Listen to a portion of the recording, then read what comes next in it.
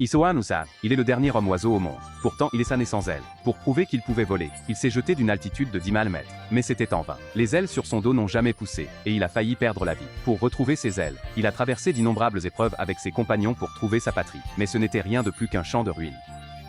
Dans son enfance, son peuple avait été attaqué par un ennemi juré. Les ailes de son père avaient été arrachées de force, et les ennemis les avaient gardées comme trophées. À ce moment-là, une voix résonna dans son esprit pour le guider, comme si tout prenait soudainement sens. Elle libéra des milliers d'éclairs, réassemblant le totem familial brisé. Quand le totem fut reconstitué, un rayon doré frappa le sol et une épée démoniaque s'éleva lentement de la terre. Ils n'eurent pas le temps de célébrer, car la flotte ennemie apparut soudainement. À sa tête se trouvait précisément l'assassin de son père. La bataille éclata. Il fut capturé. Un soldat se précipita et dégaina son épée. Mais comment un corps mortel pouvait-il supporter une telle puissance? Il fut réduit en cendres en un instant.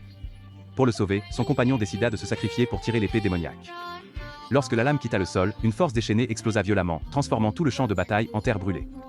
La jeune femme tomba du ciel. À la toute dernière seconde, son sang ancestral s'éveilla et des ailes poussèrent enfin.